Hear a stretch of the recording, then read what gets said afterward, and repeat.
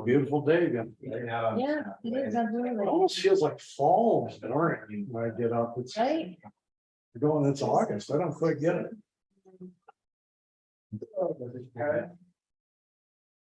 Officer. Likes, I like Sheridan, that's good. What's that? The camera likes you. Look at this one. It feels like you're old. We're really good. You guys in the mine all day? Yeah, we're up on the 400 level. Sportiest thing I've ever done in the mine was cut a 2x12 plank that had some wrap up on one end of it, and the rest of it sticks straight out. So me and Keith up here, what could go wrong? Two guys in their 60s with a sawzall. Mine that's 160 years old. Like safety was job. I all worked out, but it was like. Thank you for getting to Haven't spent this long. But. How was your time up in Montana? Good. From the Navy show up on Monday. So, saying, oh, cool. And I feel really good about it. He moved this. Two things needed to move, and we had to take the mine car apart, which we did this morning. Are they gonna help extract it or? Yeah, they're gonna do, there's two guys. Good. I never opened your email, and I'm sorry I haven't circled back to you about that. I'm looking forward to sharing my thoughts, perhaps after this meeting. Yeah, yeah. Water damage.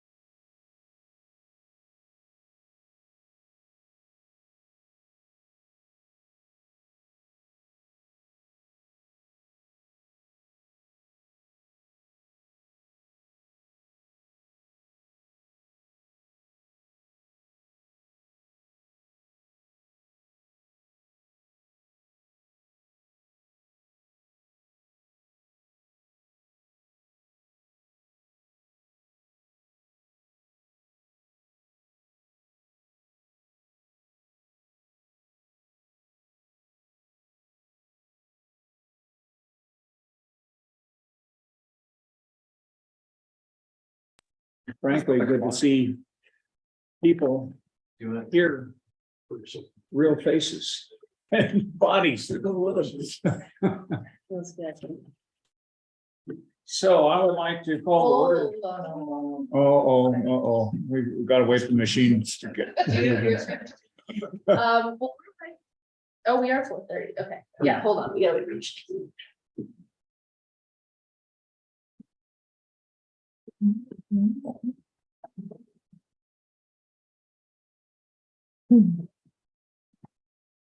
Oh, real. That's it, how you doing? Missing the neighborhood. I'm ready when you're ready. Just me or she? What's that? Well, producer. You can be has to able to give address this sometime, thumbs too. up. Good afternoon. Welcome to the August 9th Alta Town Council meeting. And it is noteworthy that this is the first time in my tenure that this is actually being held in person with real people in the flesh. I noted in the news today that Zoom is actually calling back their employees to work inside the office. So there's an indicator. The irony of that. So, and so I will not declare that we were holding this without an anchor location. We were holding this with an anchor location. And our first order of business is citizen input, which we will ask Molly, are there any? Has anybody signed up for that Nobody's ahead of time, but if there is anybody out there in out there Zoom land? in Zoom land or here in person, Yes. if you're on Zoom, if you just want to raise your hand. At the bottom bar, the raise hand icon, we can.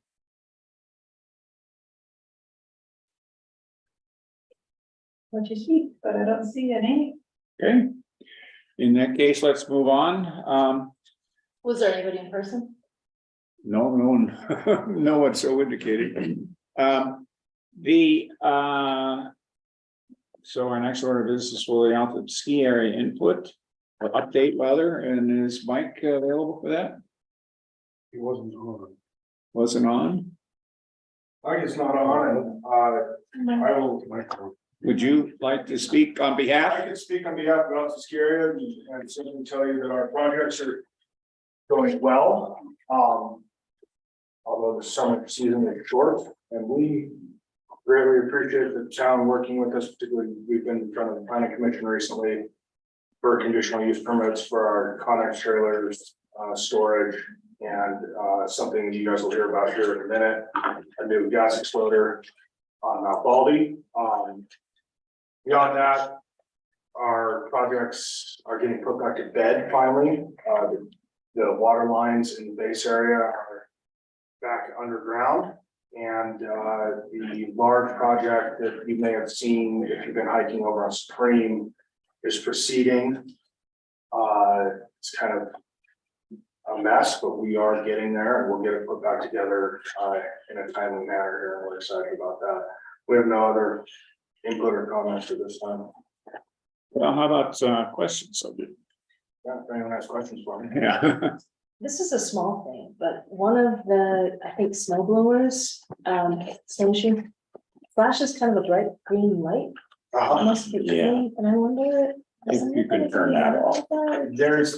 There's two of them that flash a bright green light. There's also one that Roger probably sees from his house that flashes an orange light up on the wide track. If you are not the first person to pick it up, Sorry. no, it's absolutely fine, and I will bring it up again to Thanks. RCP and see if we can turn that off. The way to turn them off may unfortunately be with a hammer. I'm not sure how to turn lights like that off on those. That's outside the realm.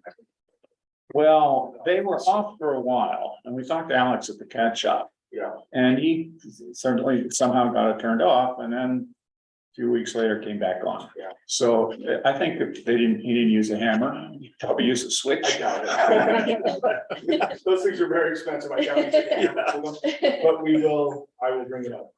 you don't mind. tomorrow to our Snowmaking people and see if we can turn those lights off. Is the one, Roger, do you know, is the one on the Y track flashing as well? I can only see one and it's kind of on lower Court Street. Yeah. Yep. But in the past, I've seen others. So, Yeah, I'd be happy to confront that. I'll try and do that tomorrow.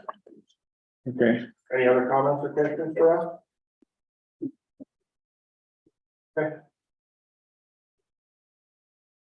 okay, progress. Okay, our next item of business is approval of the consent agenda and the town council meeting minutes, staff and finance reports. Would anybody like to make a motion to approve those? So moved. Second. Okay, discussion. Clarifications, questions. Concerning any of those things? So we're doing the consent agenda Correct. all at once, so that would include Chris's discussion of the generator. Yes. How's that going? Yeah, so that's a good question. It changes every day. In the right direction, I might add. Recently. Yeah, I think I provided the basics on the last couple of months of our dealings with the Alta Central generator, which is failing. It's 34 years old, failed in a couple kind of critical moments this winter, including, as the big townwide power outage in mid-March or so was getting underway. We've spent like $8,000 on service and diagnostic trips with Cummins. So we are moving towards replacing the generator. We have a bid we like. We're going through some motions in order to finalize the purchase, including having you all consider a budget amendment and a projects plan amendment, change the budget for the generator project. And we recently spent some more money on consultation with an electrical engineer to certify that the proposed generator is suitable for the job. So we have that letter in hand. And all that is before us to do now is to have you guys approve the purchase via the budget essentially. So currently the water system generator, we have a big mobile generator trailer that typically lives downstairs. And that is currently plugged into the building. So our backup to utility power at Alta Central in the town office is via this mobile generator. There's no automated transfer. There's no automatic switch. So it requires a sort of manual process to flip over from utility power. And that is our status quo up there. It's not ideal by any means. And neither is trying to get by on this generator that, who knows what the next shoe to drop is on the old generator in the basement currently. So that's where we are. I actually think that the generator that I heard this afternoon, Mike Murray will be interested in the generator. We think we'd like to purchase is actually on its way to Salt Lake. So we thought the lead time indicated it would be here in town or in Salt Lake in mid-October, but it might be ready to install much sooner than that, which is great news. So that's where we are. And is the new generator going to power the whole building or select elements of the building? The whole building and the town office. Oh, wow. Yeah, It's a lot of capability. it is. Yeah, That's great.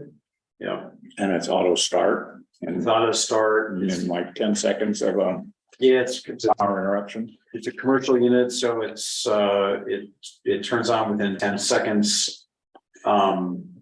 It may be a little overkill in some regards, but it's what we're used to. It's kind of the standard of service and reliability we're used to with the old generator, which really is, barely required any maintenance at all, that I'm aware of in several decades. So we think it's a good purchase. Awesome. And I will add, since I put it in the report, a big part of what makes the project more expensive is that we're planning to hire a general contractor to install it, and that's going to involve deconstructing that deck slash generator enclosure on the front of the building. It's also the primary entrance for Alta Central. And that there are a lot of details in that project that make it difficult to manage internally, so. And do you have every reason to believe that they can get the job done if we approve the funds before the snow plows?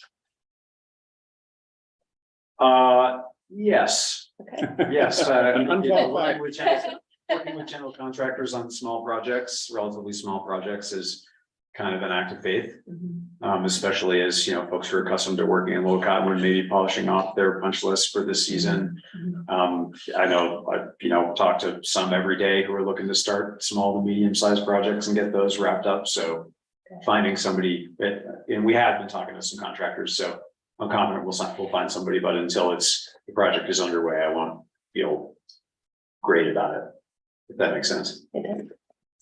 Chris, if I could just throw in a comment. In the last couple of weeks, received a tremendous amount of assistance from the C-Web company, which has probably saved us tens of thousands of dollars tapping into the expertise at the Gat House, and we owe them a thank you. Yeah, you're here, Mike. Thank you.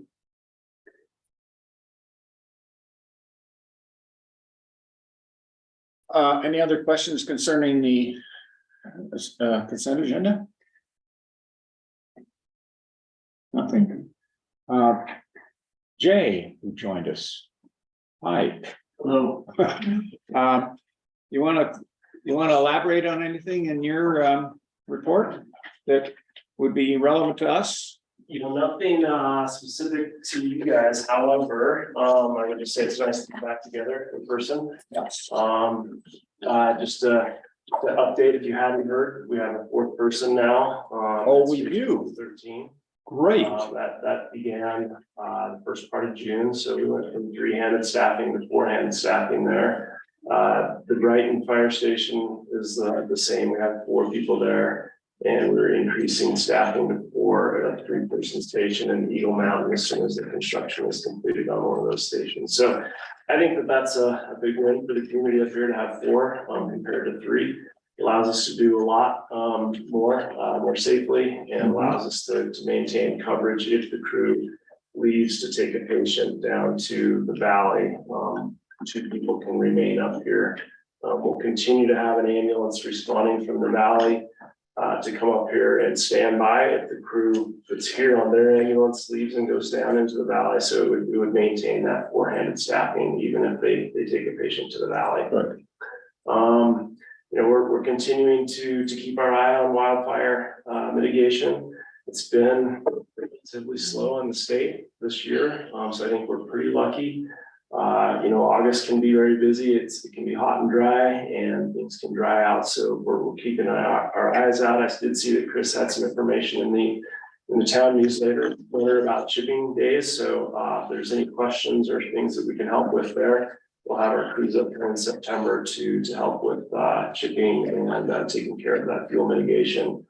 I think we're in a good position up here, but if any of you watched the news today, who would have ever thought Maui would burn like it is now? So, Right. Right. It's always something that can happen, and we'll be watching things so that it doesn't happen here. Any questions for me? Will Haley be working with you? Haley is not on my shift, but right now she's out in our South Battalion on another platoon, but she's doing well. She's in her first year is considered a probationary year. We have our probationary firefighters working in a single battalion. They do 3 months at a station and then rotate to another station. And so they have captains and crews that are watching out for them for an entire year where they go through what we call an apprenticeship process. But she's doing great. We're happy to have her, and we're looking for more Alta people. Okay. Yeah. Thank you.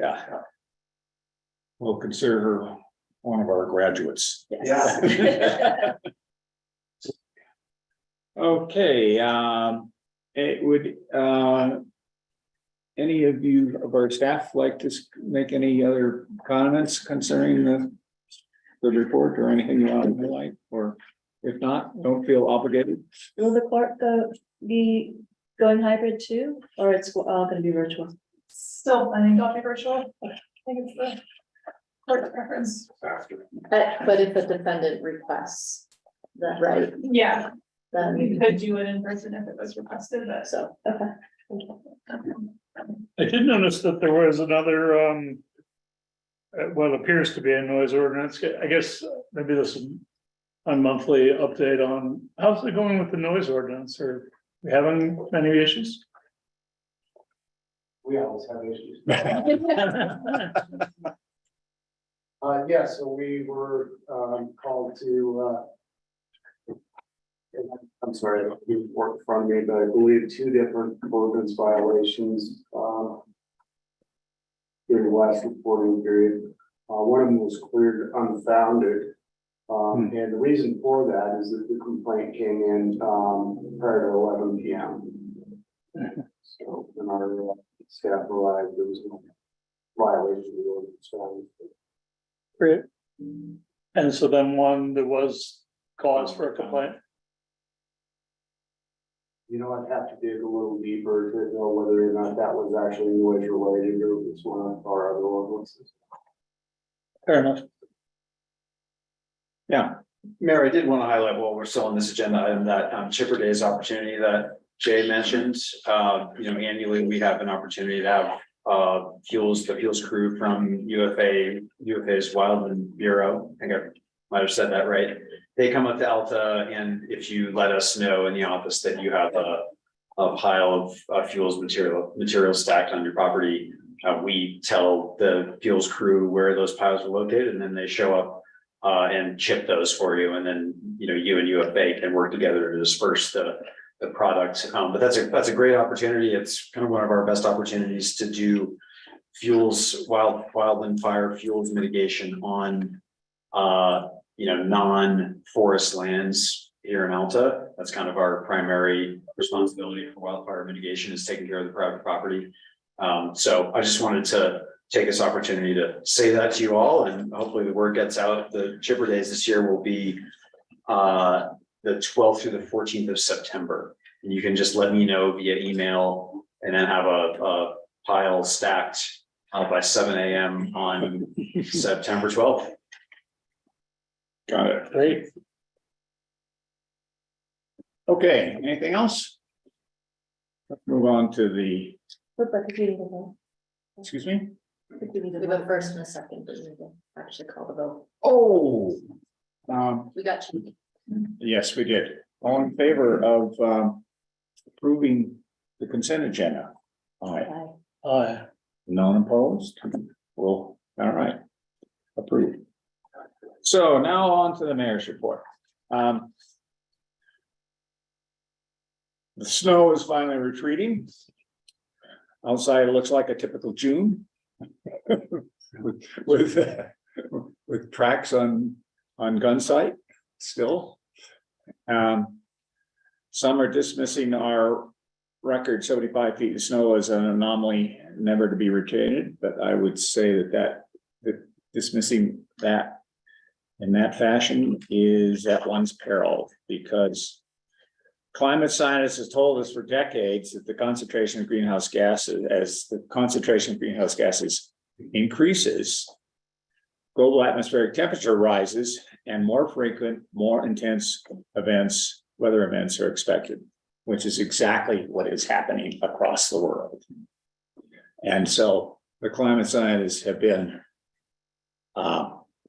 their analysis of this really has been confirmed by what we're seeing. Now, this doesn't mean necessarily we'll have an ever increasing snowpack. In fact, we could have highly varying snow conditions. We could have, a winter with virtually no snow. And so it means we have to expect that sometimes radically varying conditions, and we have to stand by for updates. That's, unfortunately, one cannot precisely forecast what's what the varying conditions gonna be. It's just the spectrum is gonna be much wider. And we're seeing it all over the world, you know, Phoenix, Northeast, Southern Europe, Greece, Canada's burning. Hawaii. Hawaii, yeah, Maui burning. Yeah. I mean, these are unprecedented and not gonna get better for a while. So next topic is the record of decision for the Little Cottonwood Canyon EIS. Was reported last month. It's begun to sink in a lot of places. Several groups have mounted protests about the inclusion of the gondola, although it's delayed till phase 3. There are several entities who are planning to take legal action. And much of this is covered in the press. In fact, there was a letter to the editor in the Salt Lake Tribune this morning about it. There was an op-ed a couple of days ago. So the first action is to take place is phase 1. It's enhanced bus service, mobility hubs, and tolling. And that's scheduled, according to UDOT, to come into being in the not this coming ski season, the one after that, 24-25. One item of interest to those of us who live here or commute here is that will there be tolling exemptions for some classes of users? For instance, delivery vehicles, employees, residents. Those are TBD. The tolls are expected to be $25 to $30 a pop and be in place for 50 days a year or thereabouts. So this would make, quite some economic difference, not to mention all sorts of other ramifications. Now,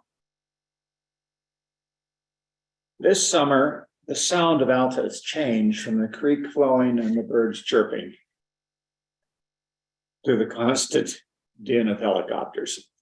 Been particularly intense this summer. And it's not confined to just a small section of town near the base area that the helicopters are working. In fact, it's everywhere. And one doesn't need an alarm clock set for 7 a.m. anymore because the choppers arrive very precisely at 7 a.m. to get you going. So I fully recognize that we have a very short construction season and it's all happening. And everything has to happen before snow flies, but it's very disturbing to our mountain community. And they've told me that the plan for next year is even more interesting in the sense that they're going to be putting remote avalanche control devices on Superior. You want to expand on that a little bit? Well, I think, yeah, sure. I can. You don't have to stand up. You can do whatever. Everyone always stood here when I was sitting there. so- Yeah, well, that was another era. Well, you're in the Zoom frame there, it's not there, so. it's I a little think the Zoom will pick them up. What do you think? First of all, I should say that I am not here on behalf of the Utah Department of Transportation. Yeah, we accept I that. cannot speak for the Utah Department of Transportation. At this point, the working plan is for the RACS program and RACS installation program to move from the ski areas this summer to Mount Superior to protect the main line, hopefully next summer is the goal. There's been a large amount of discussion about how that will be achieved and where those helicopters will be based. At this point, it seems that those helicopters will be based outside the town of Alta, most likely off of the main road. Off of, meaning, The main road underneath Superior. Yeah, but I mean, what do you- We will fly off of the main. road. oh, okay, got it. Stage. They won't be placed We'll off. stage on the main road. Right. Our equipment and, well, I shouldn't say our. The Yeah, equipment and the aircraft will be staged on Highway 210 underneath Superior. Is the working discussion. The other option is to stage it somewhere within Snowbird, although that seems highly unlikely based on the amount of activity that takes place at Snowbird during the course of the summer. So it will be an ongoing project. I just wrote a little note of, we're in a historic transitional period in the world of avalanche mitigation. As we wean ourselves off of 75 years of shooting military artillery and into a modern era of remote avalanche control devices. And it's got some growing pains. One of those pains is the construction.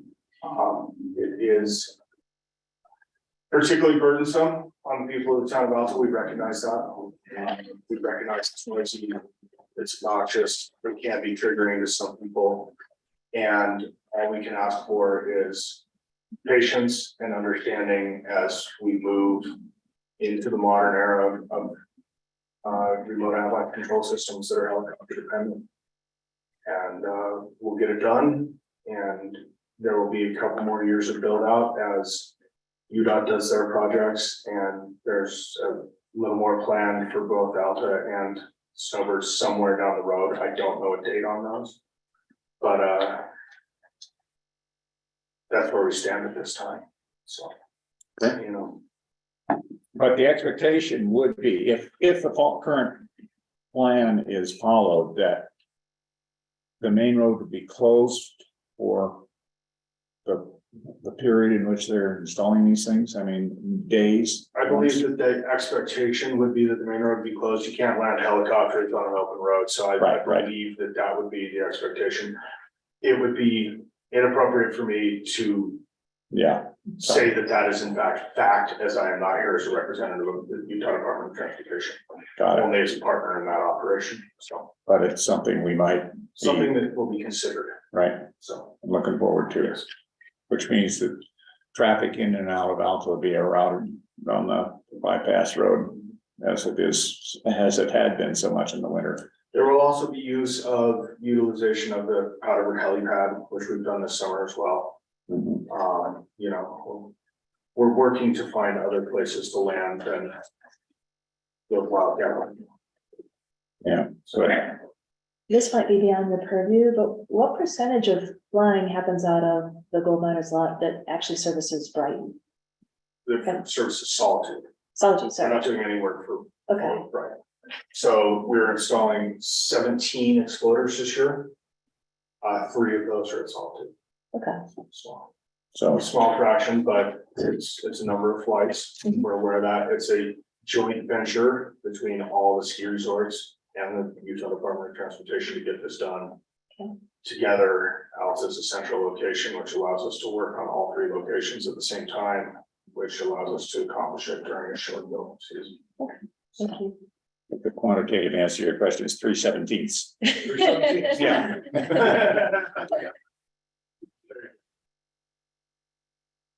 Well, I think what we learned this winter, though, I mean, as inconvenient as it may be in the summer to reroute on the bypass road, protecting the main line in the winter seems like a top priority, It does. because those were the worst of the days in terms of the red snake, or when the main line was closed. Yeah, absolutely. And if that could be something, it's a far less expensive protection than building a snow shed for 3,000 feet. It's a different method of mitigation. Yeah, It's active mitigation as opposed to passive mitigation, but it will be a great improvement. And we will be done firing military artillery over the heads of the residents of Alta, which is the goal as it was laid out by the Secretary of the Army. He told us we were gonna be done with it, and we will be done with it. So I don't regularly speak to the Secretary of the Army, but apparently you do. That's good. he writes very nice letters. Do you anticipate 2 more summers of this? We anticipate a summer of working on Mount Superior. Yep. And then there's at least 1 more summer of build up within Alta and Snowbird at some point, and I don't know whether that will be 2025, 26. We don't know when that will be. So those are in less critical areas, and we're working on it. So I can't make you any promises, sir. No problem. But your goal, We will do it at some point. the goal is to reduce dependence on all the projectile explosives, right? Everything that shoots. Yeah, Yeah. avalanches that produce the, big terrain above the open areas of the ski area, those have their own, That's correct. their own hazards. Avalanchers They're undesirable. tend to present a hazard to the operators of the avalancher. One has not blown up in 5 years, but they do blow up from time to time, and it's very, very hazardous to the operators. Yeah. We're trying to prevent accidents to our employees as well as our. Customers. Good. So, If they ever actually build the snow shed, do you stop mitigating once the snow shed's in place, or you still go ahead and continue to use the rack system? Snowbird still has buildings and parking lots that are affected by Mount Superior slide paths. They'll be not protected by the snow It shed. would not be protected by the snow sheds. Snow sheds would be good at protecting the road. But you would continue to mitigate the slide paths due to the infrastructure that lays below them. Interesting. And I'm keying off Roger's comment about it's a lot cheaper to snow shed. Do you think it actually eliminates the need for snow sheds and some of the other plans that are in place? Again, I am not the head of the Utah Yeah, I know. Department of Transportation Avalanche Program. So I'm the head of Alta Ski's Avalanche Program. I should be very clear on that. You're dealing with two different problems there. A snow shed would eliminate the need to protect the road constantly. It would not eliminate the need to protect that infrastructure. The avalanche mitigation devices, we can cover most of Superior. There will still be times when the main line is closed, either for debris on the road or unacceptable or unsatisfying mitigation results. So neither one solves the whole deal.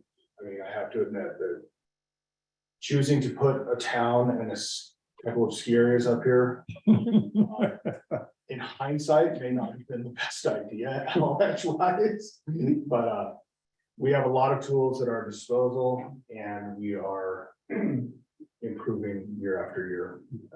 But neither one of those will negate the need for the other, so to speak.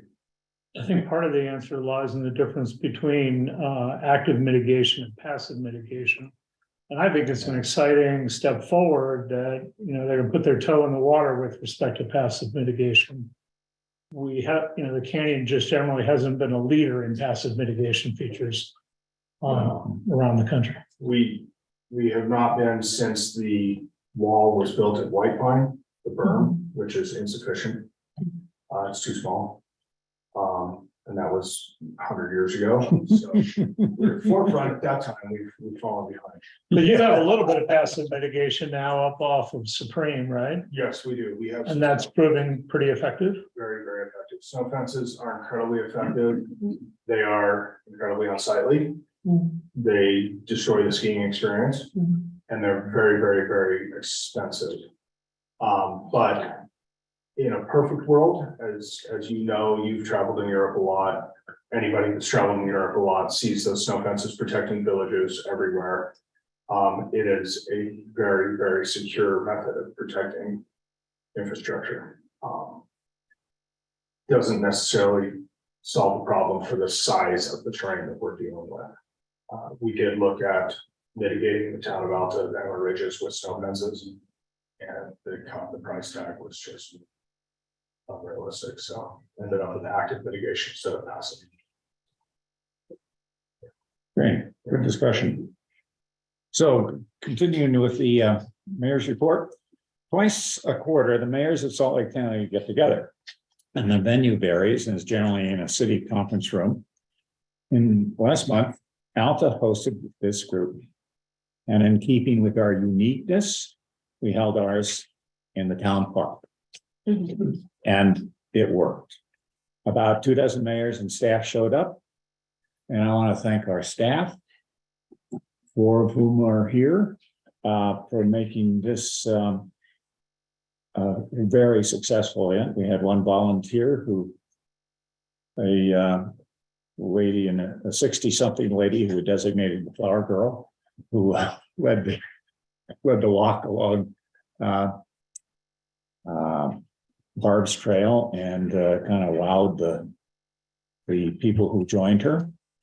So I think this, and the weather, I got to hand it to the weather.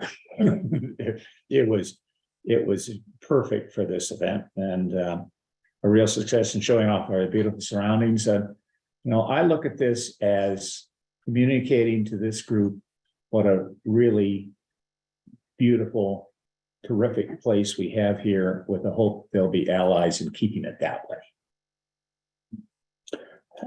Time will tell. We're planning to conduct a community-wide emergency planning exercise sometime this fall. We don't have a date for that yet, and we don't really have the theme, but this will be something that involves multiple agencies. Next, I'll be out of town and out of touch for about 10 days, starting this weekend.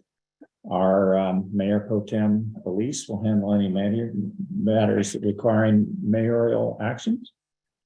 And our next meeting will be Wednesday, September 13th at 3 o'clock, and we'll expect to be back here in our old home with a hybrid system, which we're really kind of trying out today. And so far, I guess it's working. I'm getting good feedback from the people on the other side.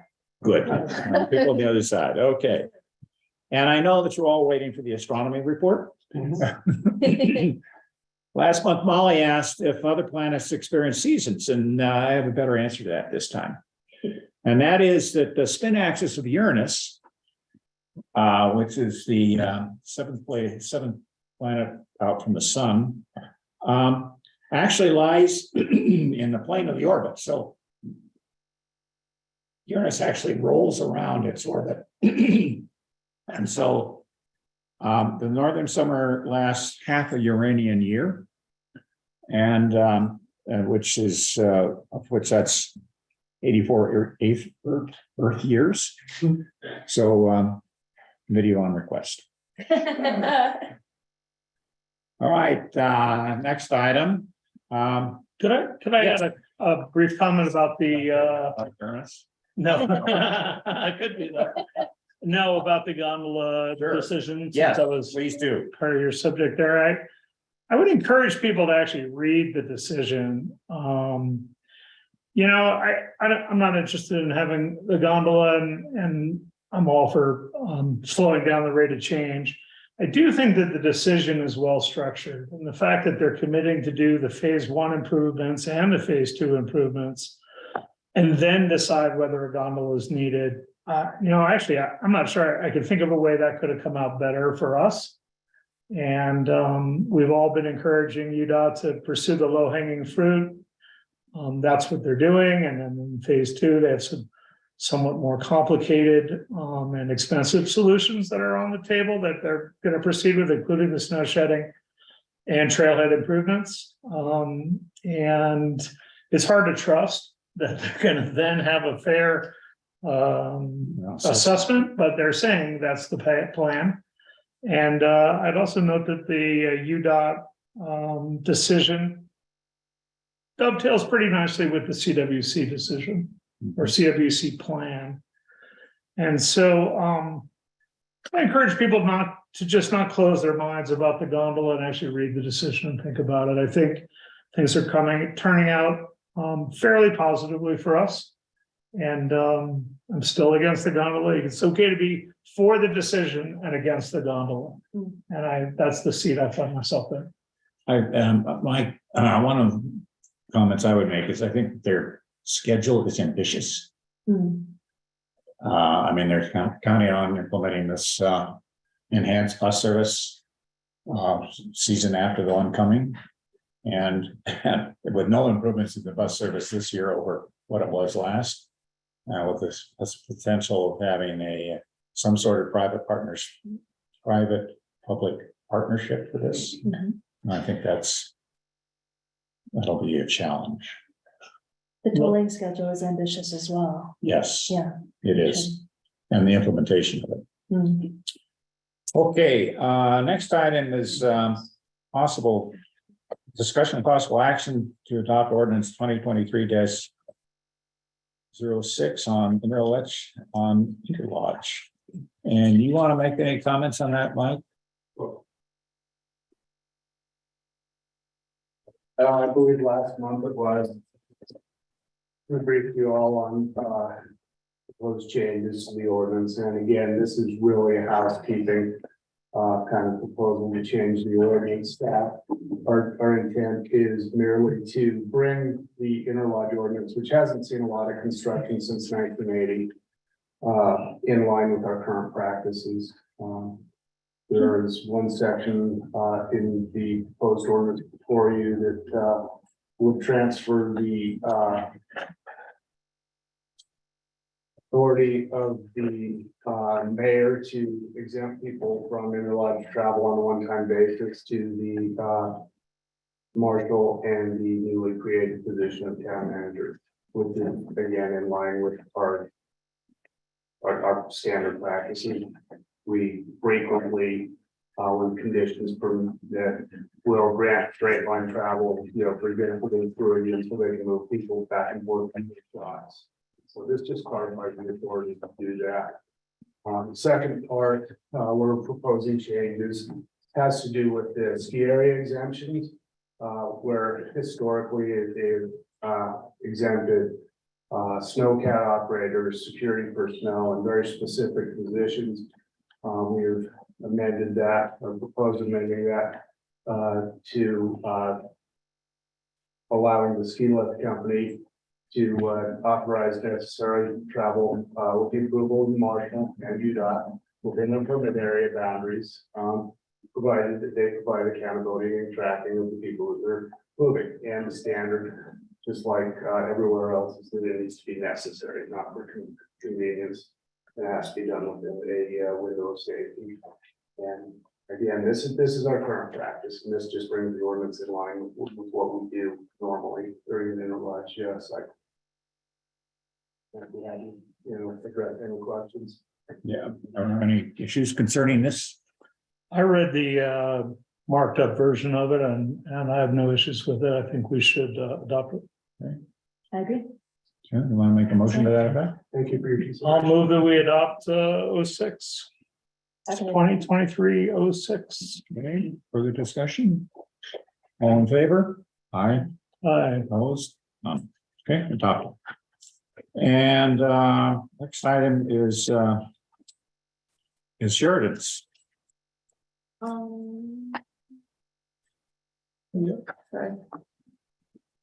So this is continuing a discussion that was brought before the council and the town during a council meeting of October of last year.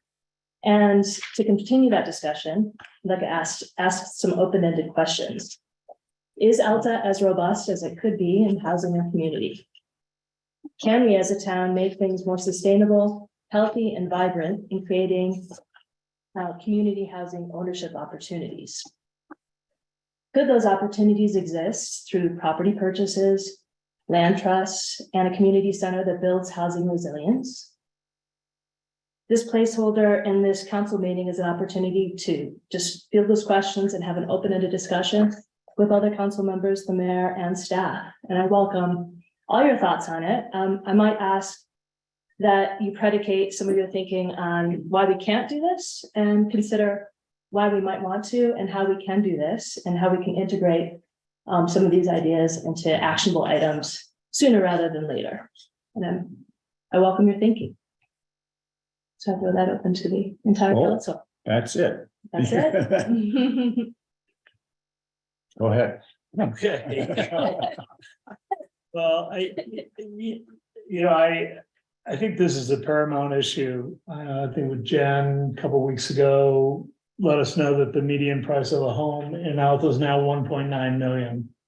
It's that low. I mean, that just says it all. I would love nothing more than to tackle building some affordable or deed restricted or income restricted housing. I think that would be awesome. I personally would enjoy developing that project or being part of the team developing it. I think the challenging part remains the land acquisition. I see a couple of opportunities in the future for land acquisition.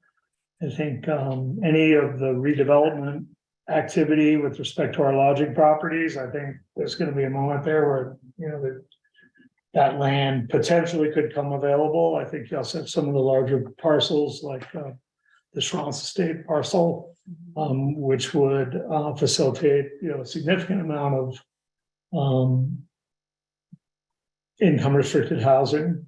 And I think you could do that there without and still have the benefits of deed restricting above the road. So there are a few spots around town that you look and you say, well, you know, if it's ever going to happen, this would be one of them. Also on the bypass road next to the Rothman House, there's a couple of lots there. You know, so ultimately it becomes, you know, about acquiring the land seems to be the first step that we never get out of the gate on. And I think to try to make people aware of our willingness to purchase the land, and to continue to focus on the parcels of land around town that could be used for housing, and try to just, you know, maybe disrupt the sort of normal process of redevelopment, and at least offer people an alternative. I think potentially also the gondola,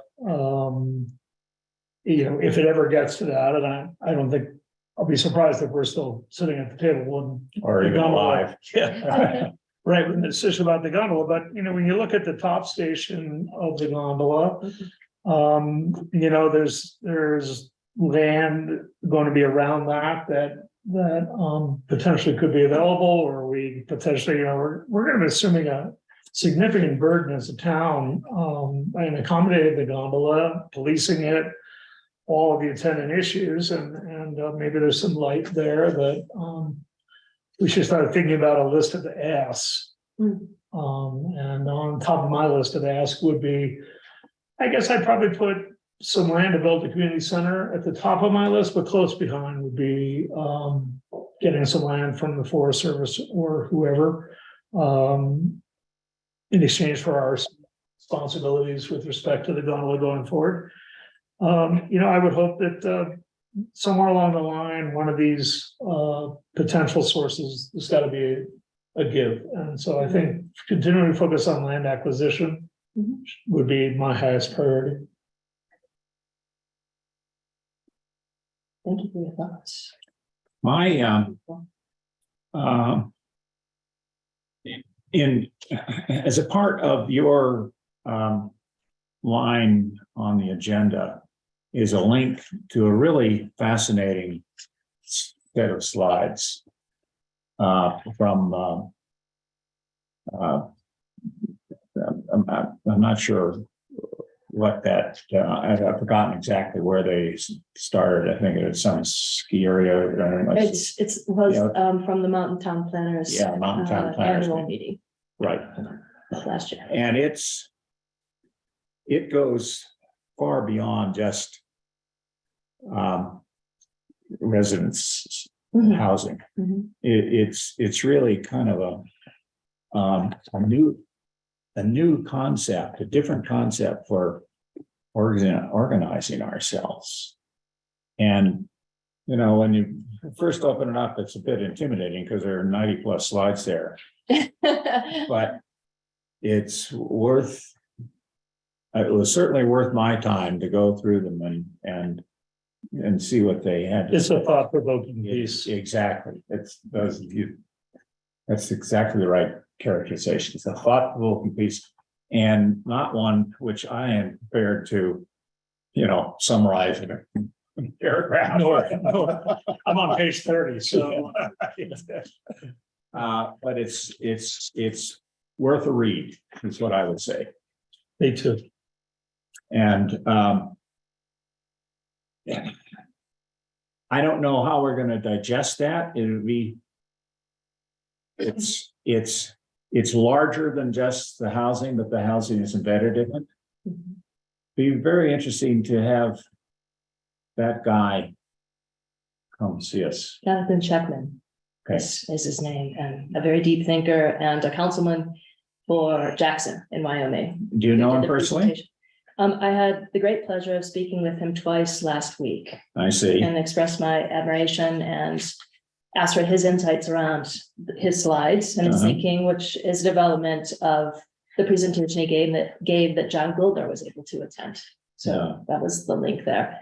Hmm. And I think Jackson, Crested Butte, Park City, Aspenvale, there are many cities that are grappling with this and have some lead time based on what they've been able to achieve compared to Alta. But I think he would welcome the chance to speak with us further. The problems that they're having there aren't quite our problems, but I think that they will But be they're sticky related. rather than Yeah, there. They are. Yes.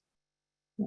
And certainly speak to like the commuter shed that we have, where we used to be able to feel that we had affordable housing. This is often the rebuttal to this argument that we don't need community housing in Alta. There's a community housing that's affordable at the mouth of the canyon. That's not quite true any longer because of our commuter shed issues being affected by Mr. Schechter's very cogent point that people who used to only live in this area had to sacrifice in lots of ways to be here. That's not quite true of folks who can live anywhere because of Mhm. investment income and can do their work Yeah. anywhere because Yeah. of the ability to work remotely. Yeah. And his statistics on the number of people who are kind of in that category, I've forgotten how I characterize them. People whose livelihood is independent of their location was quite thought-provoking. And also how that rolls out into how we're taxing and who we're taxing. You know, I thought one of the most Yeah. interesting Yes. things was Yes. he cited all these different types of income and sales tax represented sort of a 15% slice of Right. potential income. And of course, we're 80% dependent on sales tax. Yeah. And so, Something we're gonna correct, we hope. yeah, or at least address. At Yeah. least address. Yeah, address. Yeah, it's really a whole different paradigm for describing the economic structure and socioeconomic structure of a ski town. It's really interesting. You know, to me, that would be an ideal, if we ever actually have this away meeting that we keep talking about. Yeah. It'd be a great subject for that, to Yeah. do in a small group and bring us all up to speed really on it. Worthwhile. Mayor, can Yes, I ma'am. draw your attention that Elise has joined us, Oh, but due to some good. bandwidth issues, she doesn't have her video on. Okay, But she joined just after Sheridan kind of gave the overview, so she's been with us for a couple minutes, but okay. I'm not sure she has fully grasped the conversation yet. Welcome, Elise. Hello. Thanks. Unfortunately, I missed the presentation, so I don't have anything to add. Well, the presentation was really quite short. It was just. At least it was just a reiteration of what was included in the notes that were sent to you before the meeting. That is public. That's just part of the council notes. Copy. So asking open-ended questions of the council and of staff and of residents here of what they think of these ideas, of the multifaceted ways that we could approach this. I want to thank Chris Colley for his generosity and time last week, talking with me at length about these ideas, about strategies, and his well-taken suggestion that the long game and patience is a big part of this process. Thank you. I appreciate all your generosity. Yeah. I do think the guy from Jackson that you mentioned, sorry, I forgot his name. It'd be Jonathan cool to hear. Schechter. Yeah, it'd be really cool if we could interact with him a little bit at some point. If I'm not sure if he does that stuff, but that'd be neat. I think that would be great too. Does anyone in the room have other thoughts that they want to share about this idea? Does it strike people as just wildly out of keeping with our goals in town government, or? I guess I'll just reiterate what Sheridan and I talked about, which I think you guys have basically covered it, but you know, what Sheridan and I talked about were, in terms of patience in the long game, thinking about opportunities that might be coming down the pike to sort of put housing as a priority for the community or the town in the context of all the other big long-term stuff that we talk about, it would be a heavy lift for the town. Either to be the developer of housing or to take a regulatory approach, public-private approach, to really make an impact and provide housing. So the only context in which we're going to make kind of sustainable linear progress on that is one, in which we can, again, assess that as a priority against our other long-term priorities. So we talked about that. Then we also talked about maybe starting to find some examples of individual housing developments in rural communities or ski towns that could be interesting here. And then finally, I think we talked about finding an example of like an actual public housing program, which would be different from a private development, but like a community land trust or an actual government-owned housing facility, again, in a small rural community that we could start to study and pick apart and assess the feasibility of here in Alta. And I do appreciate, John, your comments about redevelopment and land acquisition as being our big opportunities here. I think you're right on with It that. seems like that's the scarcity issue, is the land. I think that the interest, the support, I think we'd be able to raise the money to build it. I think we could, conform to the various HUD rules and what have you, but it's just getting out of the blocks and finding a site. Yeah. And we were talking a little bit today about, what's a meaningful amount of housing to you? I mean, what size project would be worth doing? I would say any number above 4. If you could build a couple of 4plexes, I think it would be a great start and a great step in the right direction. I think it's inconceivable that we're going to start right out of the gate and build 100 garden style housing units. I just don't, I think any kind of success should be coveted and is worth pursuing. We do have a member of the public that Molly wants to make a comment. Okay. Josh Gatan will be with us in a second here. Yeah, Josh, if you can hear us, then okay, looks like you're trying, great. And if you want to enable your video and your microphone, you're welcome to.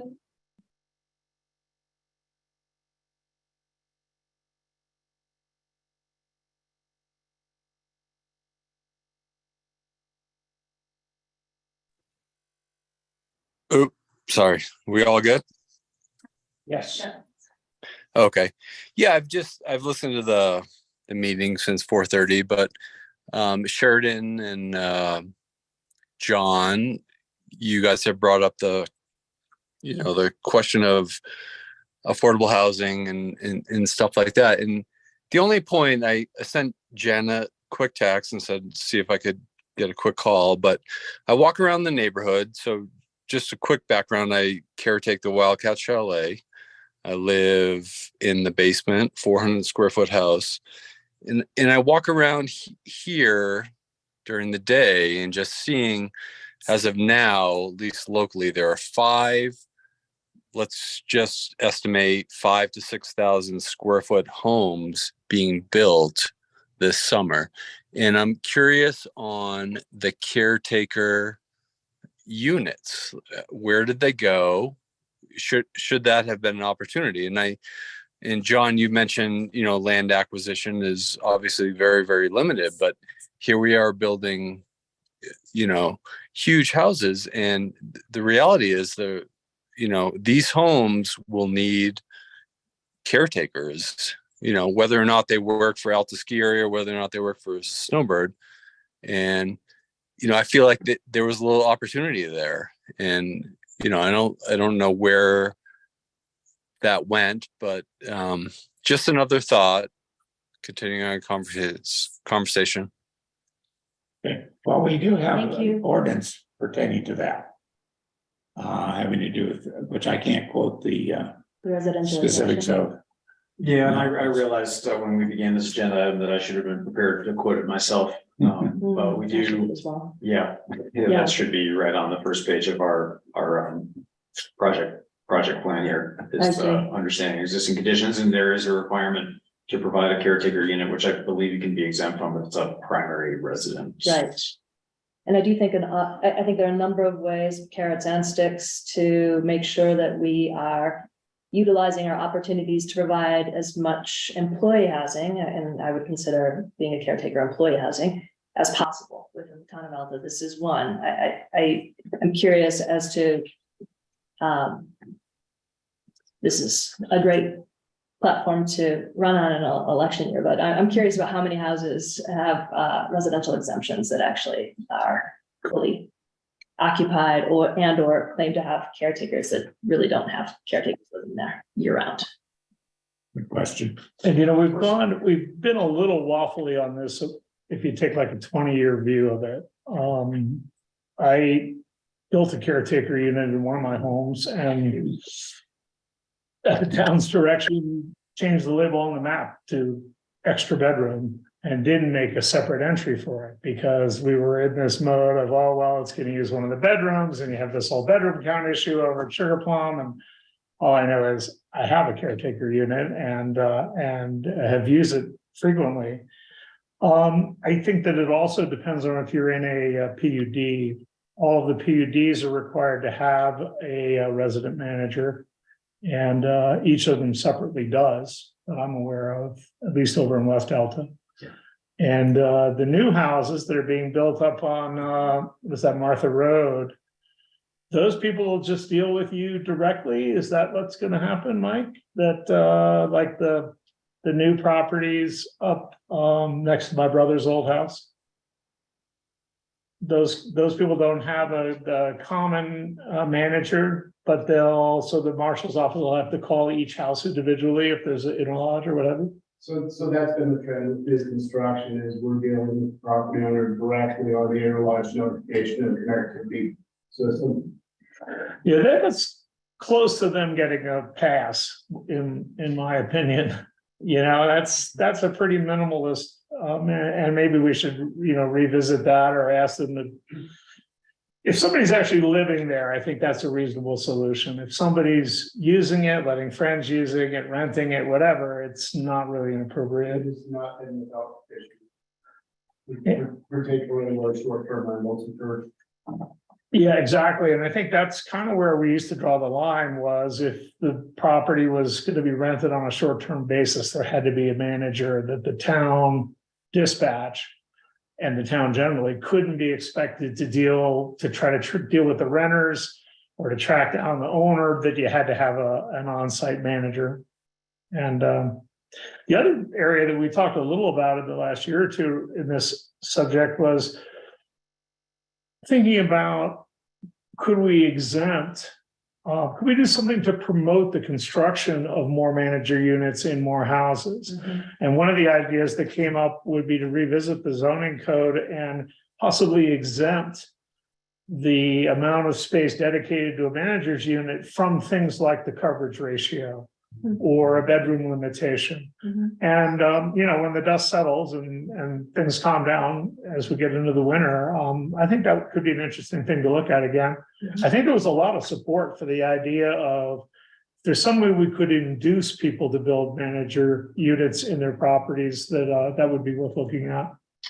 Frankly, I'd start just by making the tax break better known. Sure. I didn't build my house. I bought it from somebody else. But I literally owned it for 10 years before I found out about the tax break. Really? Yeah. Did we reimburse you? You mean the primary residence? It's not reimbursed. It's fine. My fault. But I really feel like the tax break that they give is a really strong incentive.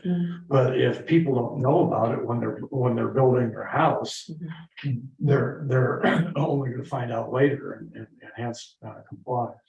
I think the other thing, I'll have two other comments here. One is purchasing any land or building anything costs money. I think what people fail to understand though is the power of compound interest and setting aside a little bit every year. I did happen to read, because of Chris, I had to read the last general plan, which was done in 92. And one of the things that it called out was buying land for the purposes of conservation. And Roger's first reaction was, well, that would be really expensive. I said, well, you know what? If we start putting money aside in 92, even, 3% or 5% of our budget every year, we'd be able to afford a lot. And so I think Chris made the point about long-term planning. And one of the long-term planning points here might be, even without having specific plans around any specific housing, having a fund which is for the express purpose of buying land or doing housing improvements, it would be a good way to start because it at least shows our commitment. And the last comment that I wanted to make, which I think is obvious, but particularly reinforced to me because I just came back from the Roaring Fork Valley in Colorado, where they have, Aspen has considerably higher prices than we do. And they've had this problem for a long time. One of the things that they've done is they have incredibly good transportation, which is part and parcel, I think, of this, you have to be housed here. Well, it depends directly on accessibility. And right now, the accessibility with, multiple hour waits and things like that, sometimes during the winter is really bad. So working more, having the town get more involved in some of those transportation issues and having some confidence that some of this stuff might or might not be solved, I think would be a really important motivator to how much money we might think about putting aside for something like that. How do people see the value of offsite? Like, it's probably more realistic to think about housing that, requires some site at the bottom of the canyon, Wasatch Resort, something like that. And to me, maybe that's, I would still say that's a worthwhile start. And that may be all we can, affect at the moment. And, but I do think considering all by offsite, I mean, beyond the town boundary. Sure. I would just add that at the ski area, we purchased a property we call it the Rocks, and it's right by the Bells Canyon trailhead. And we pretty much filled that place up. We also purchased a property down on Fort Union. It's a fourplex. And I would tell you that it takes a certain type of employee to want to live where they work.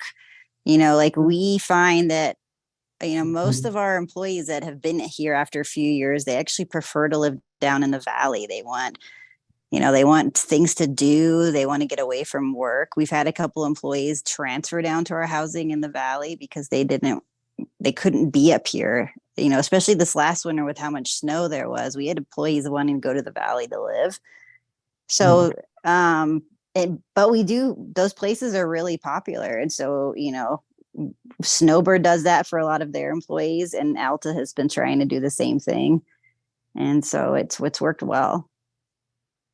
Interesting thought, which means, to generalize that, our look for property doesn't necessarily be in our town boundaries. I would welcome all of that. I think there's a critical difference though between employee housing and community housing, where real ownership of the property would be part of the picture. I think it's just that they're apples and oranges. Is your enthusiasm for that employee or for the owned model tempered when you deed restrict it? And most of those deed restrictions either limit the ability to transfer it, or you can only transfer it. They shrink the universe of potential buyers when you go to get out of it. So you probably don't have the same upside profile of true feasible ownership. Well, the models that I've looked at that I've thought were most attractive did allow owners to invest for generational wealth. So they would be able to potentially sell and have a gain, but they wouldn't necessarily have a market gain. They would have like a percentage year over year. So they still would receive profit with the assumption that the property value had gone up, and it's a reasonable assumption, again, that Alta property would probably go up over time, but it would remain in the pool of community housing because of that deed restriction. Right, and so it's still attractive to you, even though that It is person wouldn't have the same profile, return profile that a truly feasible property would. I think that's the right answer personally. I don't mean to be leading you on here, Oh, but no, it's okay. And no, I mean, I you're think helping me sure that all those models are interesting, including the rental model too. Mhm. You know, I don't think we should think only in terms of, owned units. I think also, expanding the rental stock. It's really the rental stock that's been taken away from the town through Absolutely. the increase in the valuations of all the houses. Nobody wants to have their sort of beater old house that they've long-term rented to somebody. Now the beater old house is worth $1,000 a foot, so they say, screw it, I'll just sell it. Right, right. And so that's really rental housing that was displaced in that story. Or they use it for short-term rentals and they're happy that, it can command top dollar with a property that otherwise wouldn't be that attractive to folks. Yeah. Okay, we have a hard cutoff at 6, actually, at our transition. There was one more person. Oh, I'm sorry. Well, I mean, we have gone over, but do you want to give her just maybe a couple minutes, just Okay, who since we let would like to everybody say else speak? something? Molly, Also Hunt Molly. Spiller, I'm probably botching your last name, Molly, I apologize, but. So Molly, on your side, there should be, a prompt to allow you to. Okay, you're on your way.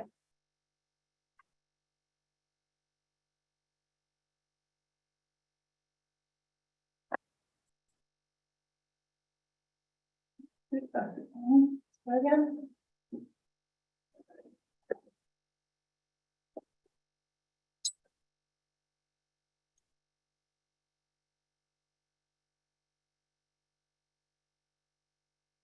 You just want, Can you hear me now? yeah, okay. There we go. Yeah, I just want to comment just exactly what you were talking about. If you had considered supplying rental units or units for sale down valley, since it's just so outrageous up at Alta. And that's just what you were talking about. So I appreciate that. Yes. Okay. Thank you. Yeah, thank you. All right, let's move on to discussion of possible action to approve the resolution 2023 R19 adopting a 2024 projects plan. And Chris, I think this is your. Yeah, issue. I'll just, I can describe the limited series of changes we made to the project plan. It's really all about the generator project. It was in the original project plan approved in June for $25,000. We'd like to consider a $60,000 budget for the project. The generator itself has gone from 25 to about $32,000. We removed the deck project because we assumed that that's going to get wrapped up in replacing the deck is going to get wrapped up in deconstructing and then putting that enclosure back together once we've removed and installed the new generator. We removed the Alta Central Windows project, $5,000 for 5 new windows because it's not urgent that we do that this year, and it was just a nice way to kind of pad the budget, the more expensive budget for the generator project. We did move that project down to future projects. We increased the scope to 10 windows because that's the number that we need, so that we would reintroduce that as a maintenance project in a future fiscal year. So I did start down the path way too late to really make it coherent of doing a more comprehensive update of the project's plan. There are a number of ways in which the categories were obviously referring to the previous fiscal year when we produced that. But we decided just to do the limited updates, and next time we update the project's plan, we'll change the categorizations and get back to you. Any discussion on the resolution 2023 R19? Chris and I have already talked about this, and I think he's in agreement. The only comment I have on it is these Tom Moore projects that we're requesting approval this year. I think that's ambitious, and we ought to move the 25 and the 75 down into conceptual projects we're not ready yet to propose. But that can wait till the next revision of this is fine with me. But just wanted to note it for the record, and then, did we come up with the difference between the 835 and the 769? No, Okay. I And think it's a little deeper of a conversation that you and I need to have, and without pointing to stuff, it's gonna be very difficult. Yeah, I think that, I think it's just. They're just different slices of the pie, and that's where it's hard to compare. When we're talking about projects document, looking at certain things. Versus the budget and stuff, I understand your confusion and wanting to tie every number across documents, and. well, the issue is, just for the benefit of the others, the issue is that in the budget, and the one that we're about to approve, it says we're gonna do $835,000 worth of projects this year, and we're really gonna do 769, so it's 60,000 Well, bucks. it's what you're labeling as a project versus. Not all the What's- projects are capital expenditure projects. Right, Some of them are out of the ordinary. So that's one of the things that I agreed with you, John, that we would redo in that template to make that stuff a little cleaner. but the 769, I get it, and I'm fine with it. I think we should approve this, and we should approve the budget and not worry that it doesn't quite line up. But I think that the maintenance type projects that are sort of, I think Jen and at least I have my mind would be sort of, well, we're gonna capitalize the project. We're gonna capitalize the project, should we have a capital project sheet? Yeah. If it's gonna be an expense item, like a repair and maintenance type item, but I understand you wanna have it on here to track to see that the work gets done. Yeah. But it's sort of, I think that's where the No, but rub that's that's where the rub sort of is about it not tying out, because you could really go and find those monies in the operating budget for that department. And that's where they actually belong. But as you commented before, one of the things that we're really trying to get on top of is is our capacity to be able to execute. And part of that is about tracking the execution against the projects. So what we'll do is we'll make the project plan be much cleaner in terms of what's a capital project, what's coming out of the operational budget. And there's a number of format changes I think we can make, if not in September, certainly by the end of the year. And I think those time things will be much easier at that point. Just, Okay, Thank you. I would move that we adopt resolution 2023-R-19, adopting a 2024 project plan. Seconded. Think we need a roll call vote, when it's financially. Further discussion? I forgot the one thing, I had one comment I was really looking forward to making. On page 7 of the consent agenda, for all you home gamers, I think this account balance summary is a fantastic step forward. This is the clearest presentation of our fund balances I've ever seen in all the years I've lived here. And I think this page is just terrific. And I congratulate you, Jen, on making this work. And it's a big improvement in communicating with all of us lay people, how we're doing, how much money is in the different reserve funds. I just love this page.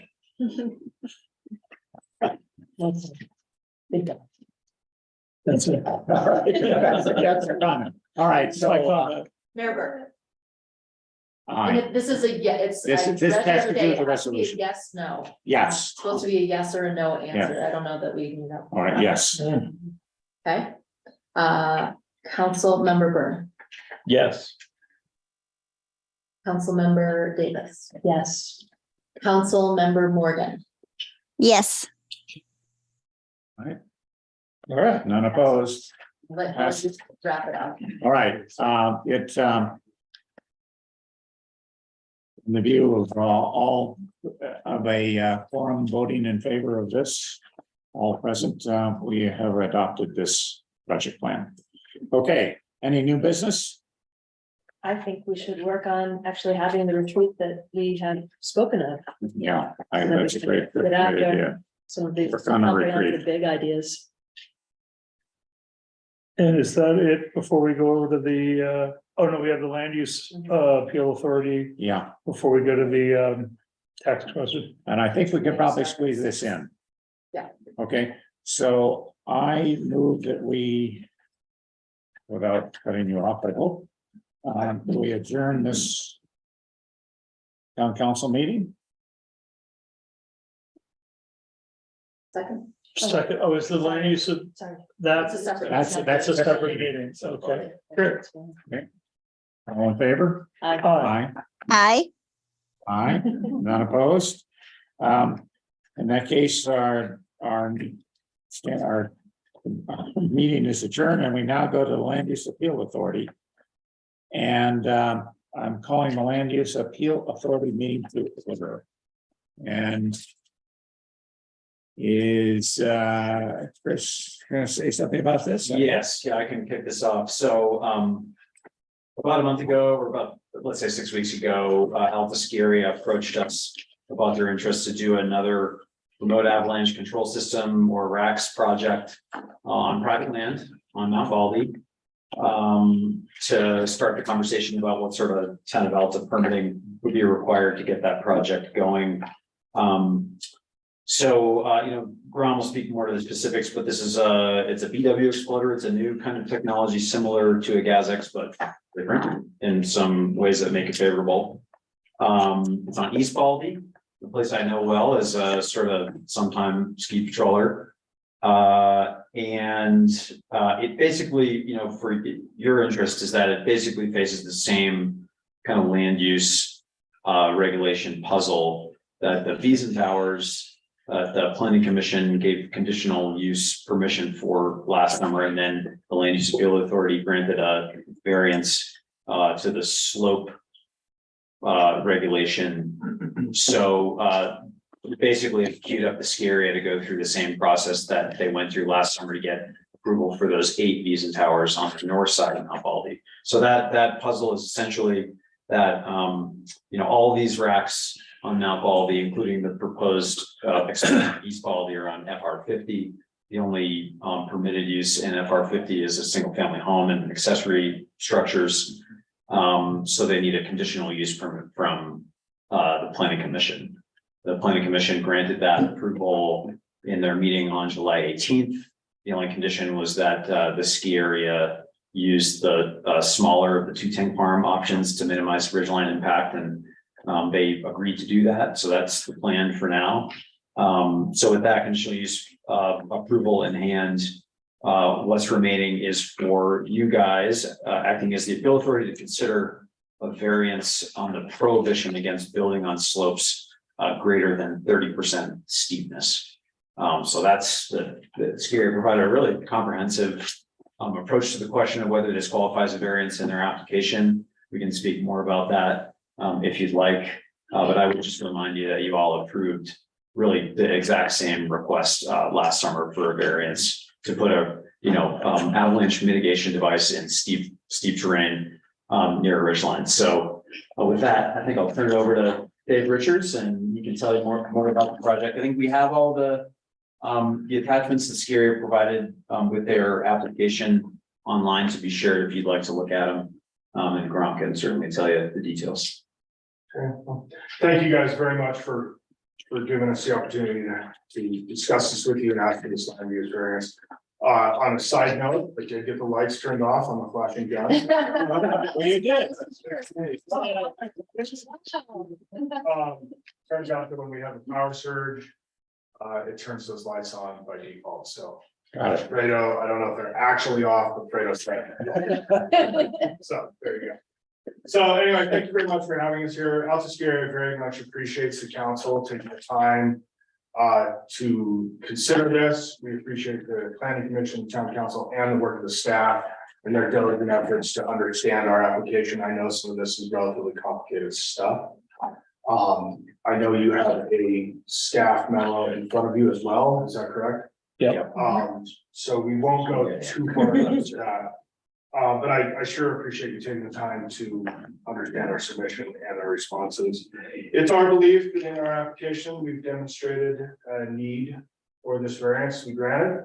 And that we've met the burden of proof, under Utah Code 10-9A-702 for the granting of variances, as well as under, Town Code 10-511. This body's been provided all of the materials, previous to this meeting. And, with that in mind, I will make one quick comment because I know it's going to come up. So I'll just get it out of the way and then I'll open myself to answer any questions. It's belief of the applicant being Alta that Town Ordinance 2022-05, which is disturbing the peace and noise, right, is not cited and not applicable to Utah Code 10-9A-702. So they are different issues, and I'm happy to discuss both of them separately. But as far as slope variances, we consider them to be separate issues.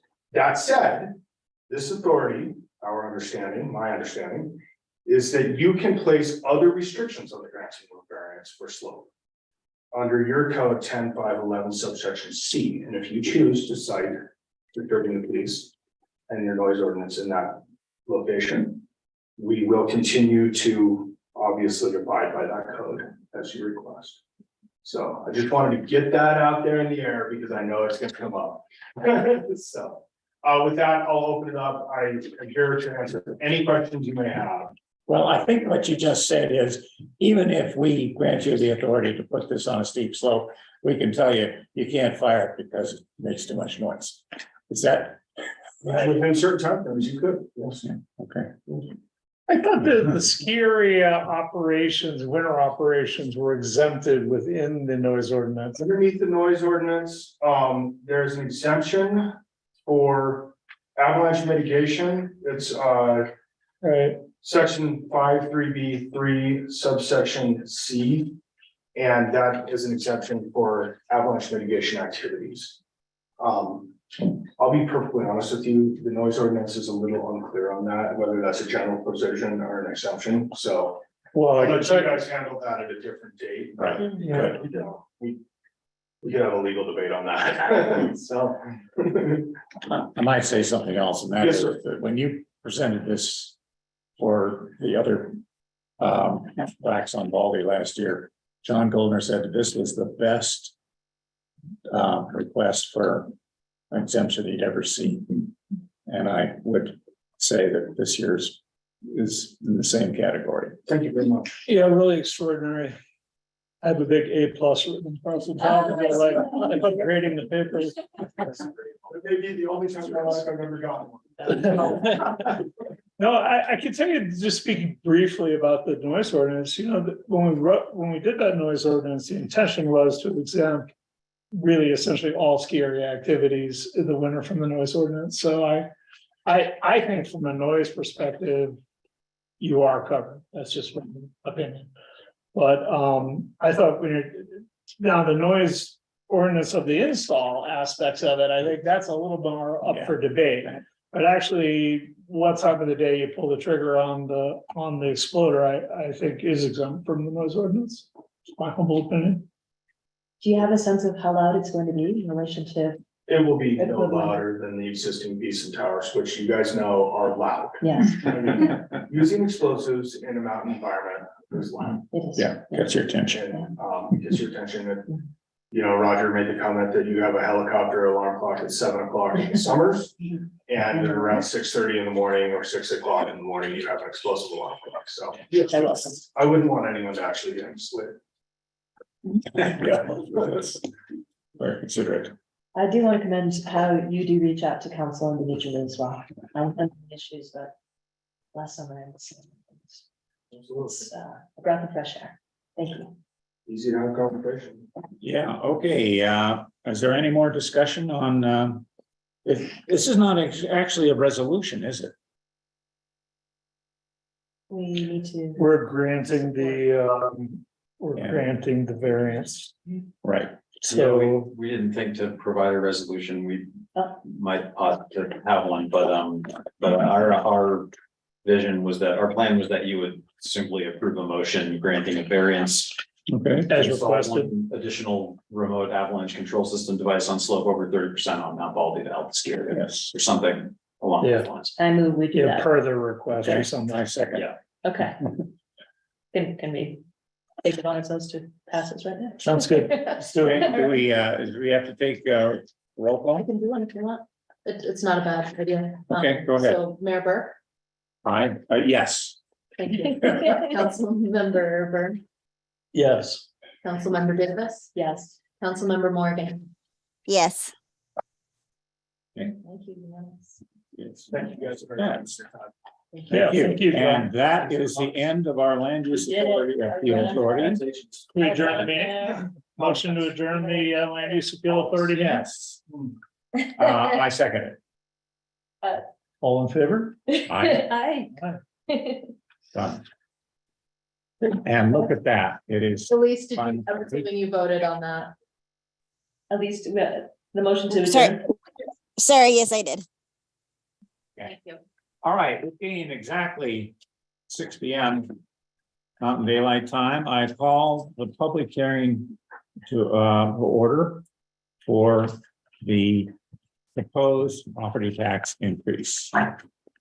And I would, this public hearing is to accept public comment regarding the proposed FY24 budget and proposed tax rate of 0.001043 and associated revenue estimates of $400,165.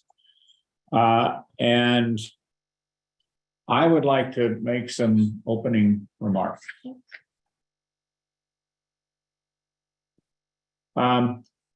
Property taxes are going up.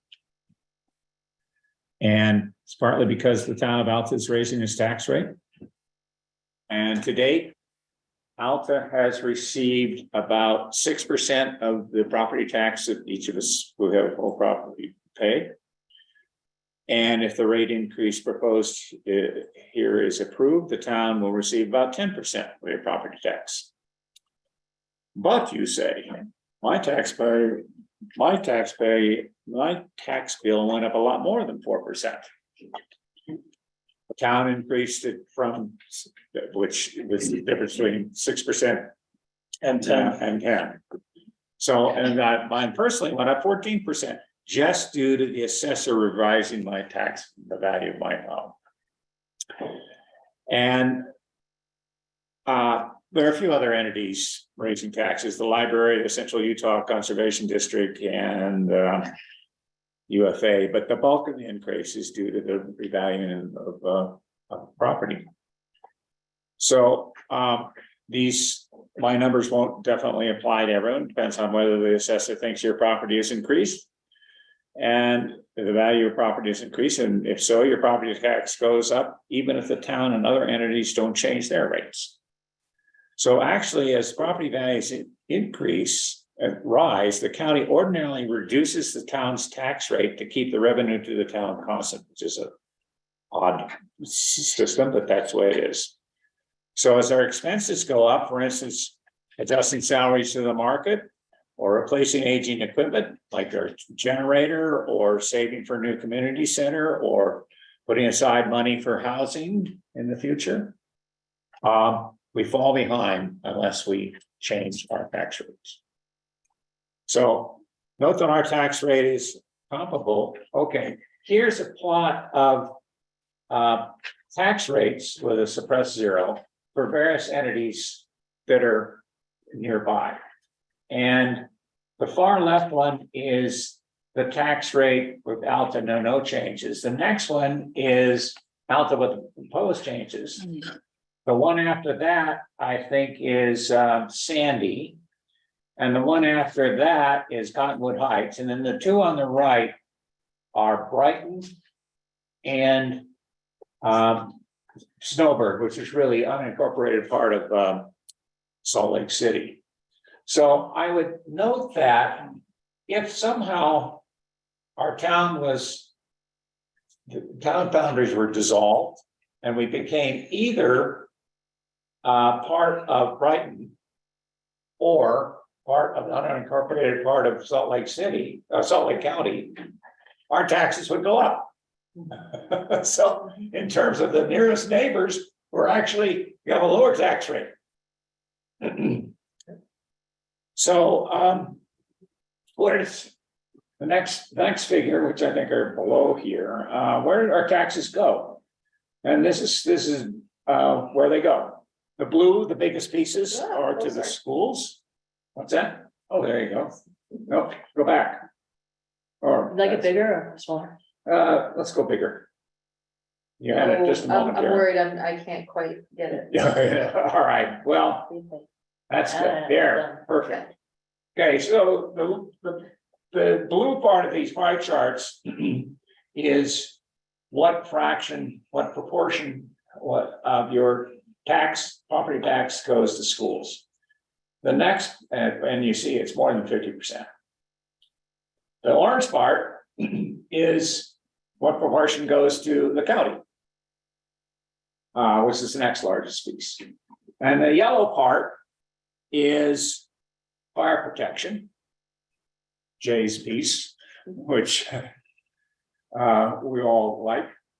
And the gray part, or whatever that color is to the town, either with no change on the left or change on the right, and the little sliver of whatever light blue that is everything else. So I recommend we approve this new tax rate for the town. And I welcome the discussion. Did we want to take public comment? That's exactly what. Okay, I'm sorry, all right, The purpose of this. yeah, my comment. So good. Well said, Nick. It was well said. All right, public comment.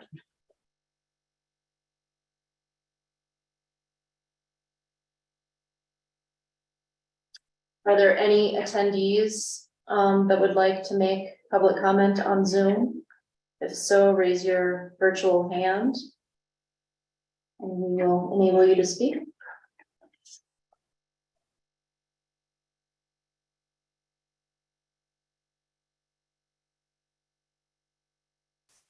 Any members of the public in the audience? Of which there are a few. Everyone sees the wisdom of this action. Yeah, it's kind of like taking your medicine. Chris, you had mentioned to me in our conversation last week that based on the comparables that you pointed out very well, Mayor, but that we're way under market in terms of, did you have others that you could reference? And this is a question out of. We did actually have a table and we've had tables and documents throughout the years, including in the springtime, that I think we almost included in that report, but then took out, that shows what the municipal levy, what the town's municipal levy compared to other municipal tax rates. So if you take out the abatement district and the school district and the library of judgment and all those other rates that you see in your tax bill, you just compare the taxes you owe your local government. So if it's Salt Lake City or Sandy or Common Heights or Alta, that our rate at the current rate is in the bottom 25th percentile. It's the bottom quarter of municipal tax rates in Salt Lake County. And I think if we raise it as is proposed, we'd still be in the essentially middle of the road. I don't have anything to cite. That's just what I recall from having compiled documents like that in the past. So I tried to capture a subset of that in the bar charts. Thank you. And the staff work on this is great. I thought really good, great explanation. The big thing about this for me is that we're stemming the tide of becoming ever more dependent on sales tax and use taxes. And this is keeping property tax relevant going forward. We're going back to the pre-pandemic rate. So the rate you're paying on the value of your home is really the rate that we used in 2018, 2019. The complications related to UFA and UFSA, caused us to get away from that for a moment. This is going back to that rate. I would hope that we could hold this rate constant for years to come. All we're really looking to do here is to try to get our share of the increase in valuations. And then use this in aggregate to be an anchor to windward. Vis-a-vis sales tax and all of the use tax. If the doomsday climate arrives and we don't have a ski season, at least we'll still have some money coming through the door. Yeah, that's the way I see it too. Move to pass. Well, let's see if Lily Oh, says any. she stepped off at the end of. She stepped off. Okay, all right. Okay, I second it. I move to pass the tax increase. The tax, we should say, that's where you fall in the trap. It's not a tax increase as much as a tax rate increase. Yes, correct. Correct. So if you have the agenda in front of you, John, I think you want to approve the tax rate of 0.001043 via resolution 2023/17. Okay, and so we're approving the resolution 23/17, adopting the final tax rate of 0.001043 with form PT 800. You know what you're talking about. And then do you want a separate motion to actually approve the adjustment of the budget? Okay, so first we should have a motion to approve adopting this tax rate, 0.001043. Okay, I second that. All in favor? I think we'll do roll call on this one. Okay, go ahead. Mayor Burke, Yes. Councilmember Byrne, Yes. Councilmember Davis. Yes. Thank you. Okay, motion Unanimous? passes. Yes. Yes, great. Now, discussion of possible action for resolution 2023-R-18, adopting the fiscal 24 budgets. I move we adopt it.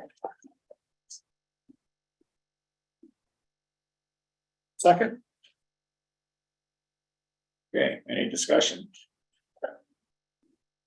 The changes in the budget itself were really minor, and they were really mostly only to the CapEx plan, which I feel like we've beaten that horse to death. So Yeah.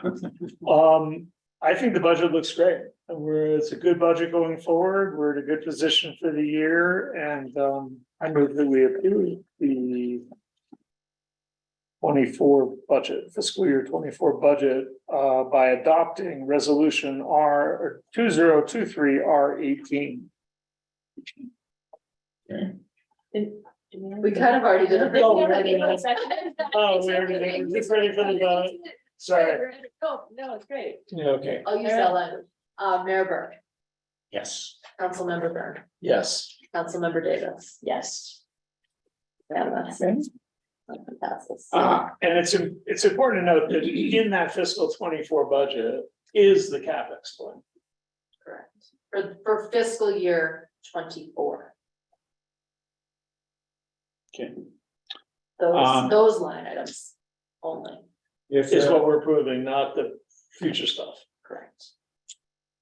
Good point. If there is no further discussion, then I would move that we adjourn our public hearing on the proposed property tax increase. Seconded. Okay. All in favor? Aye. Unanimous. I never thought in my life I would vote to raise my own tax. It's the first time for everything. Yeah.